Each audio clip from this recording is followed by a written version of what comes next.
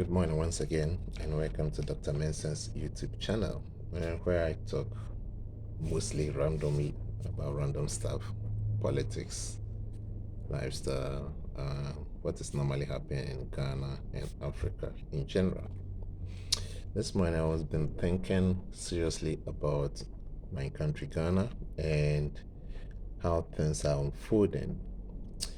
The country is the country Ghana is experiencing almost a situation one can best describe as economic meltdown, extremely high inflation rates, utility bills are out of the roof, and the society is really struggling.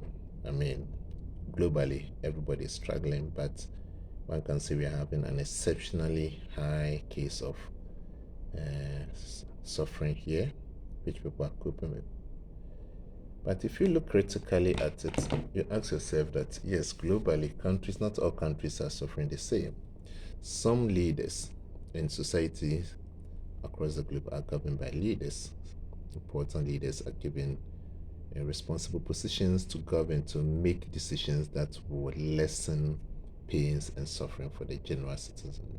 So why is it that consistently, since independence, we have leaders that come through lies, through sweet words, and mess up the economy, mess up our country, what we are building? But the society that has been messed up seem to deflect, and instead of having deep analysis, why are we consistently and always messing up? But we will deflect the reason, we will attack everything apart from doing deep analysis about ourselves as a country. And I've been thinking, where is this thing coming from? These politicians that we call thieves, criminals, liars, where are they coming from? They are coming from within us. They are our uncles, our fathers, our brothers, our wife, our husbands, ourselves, basically. So it's from within us. What actually is going on? Because our leaders have to be selected from us. From one of us have to step up to become a leader. And these leaders, they mess up so badly that we just don't have the strength to analyze, to say, wow, why have they messed up so much? Where is this thing coming from? And I've been thinking and doing some introspective about myself growing up. And I realized that the Ghanaian society do not really take care of child psychology, like the growing up of the children. We really, really don't take care of it seriously. The Ghanaian society have a fundamental structural failure in terms of raising up children. And people may disagree with me that, oh, I'm a good parent, I'm doing the best, but I'm going to take us through. I mean, if you talk about child psychology, what is it about? It's about the child as growing up, learning how to interact with the parents, with the sibling, with the family, with the neighbors, within school, when within themselves to discover who they are, what is the society like, and adjust to fit into the society. Now, the Ghanaian society, when the child is growing up, in the process of learning how to interact with parents, how to interact with siblings, how to interact in schools, how to interact with the neighbors, and deciding how to identify themselves to realize their weakness, their strength, and to build their character, is normally pushed to the extreme negative. What do I mean? We have a situation where children trying to exploit their potential by asking questions, parents end up feeding them wrong information, mostly based on superstition. Hardly will you ask the parents if they don't have any idea, instead of being honest and say, I have no idea about this question, I'll find out and tell you the correct answer. They will either lie or shut the person down, hit the child that you ask too many questions, just shut up, keep quiet. Or they give the wrong information. In each of these things, it messes up the child's brain, right? And then within the household, how do you interact with your mother, your father, your brothers and sisters? as you people are competing for those small resources, also tend to create some unnecessary tension between the families and the children. Said that some people will grow up and they don't even know the reason why they hate their own family members so much. Those things are still persistent with them. And then in the schools, currently the school reforms are going on. But I grew up at a point where a child go to school, the child enters the classroom, a teacher enters the class with a cane in hand, and on your head asking you to do some mathematical calculation, some words that you are not even prepared, you don't even know. And then they will hit you. We call them mentor. Those of you at my age will remember. Just beating the hell out of you. Right? Creating timidity, making sure that your day is messed up right from the morning, even before you go through the learning process. You are already sad. You are trying to take out the pains and those kind of things. So the school system also messes you up.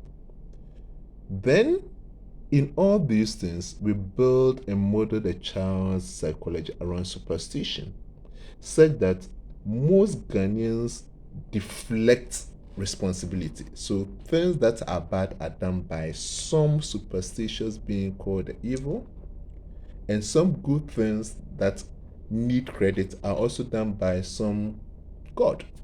Basically, you, the individual, you have no responsibility in your own life, in your environment, and interacting with.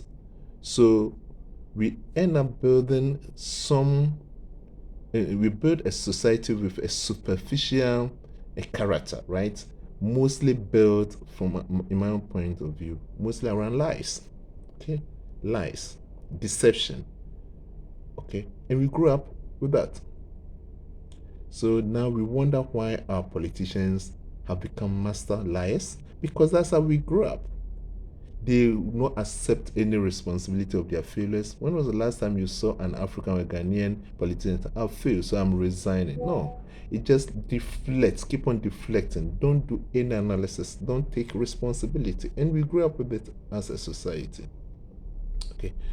So what we become eventually as adults is a reflection of what we went through growing up, and mostly we grow up in a society that applauds the person who's been able to master the deception and lies to go through things easily.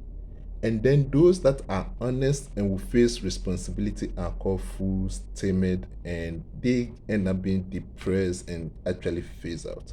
So the incentive to become a master liar, deceptive manipulator is actually within the society. And we see it in our politicians.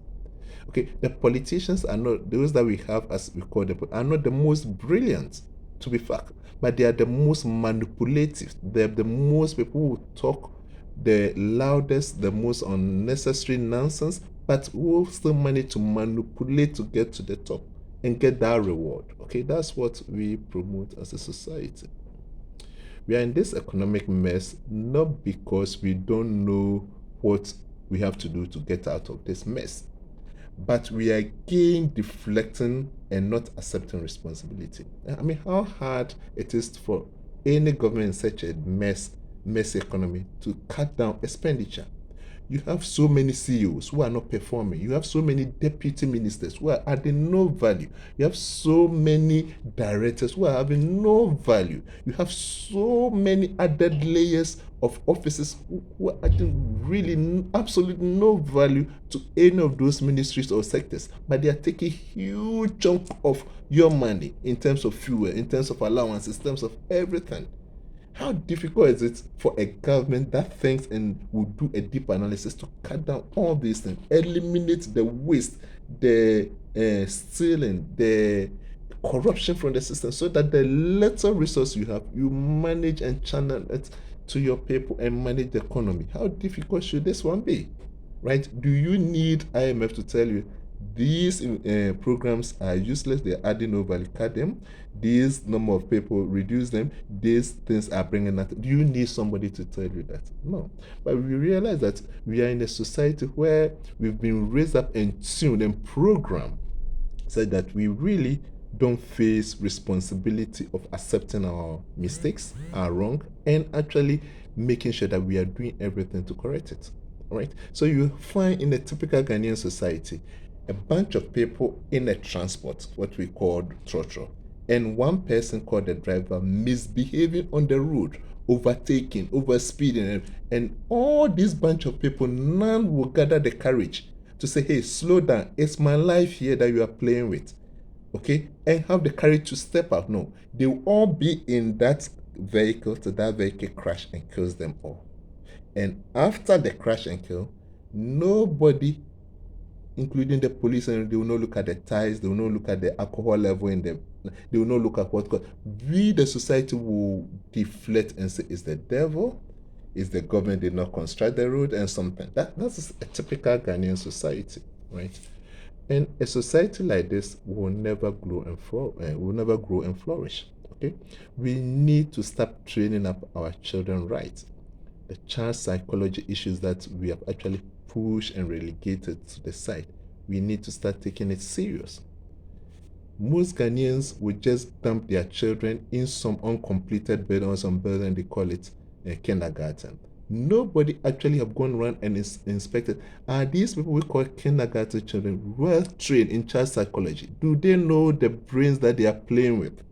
Most 99.9% of kindergarten teachers are school dropouts, people who have absolutely nothing to do with education.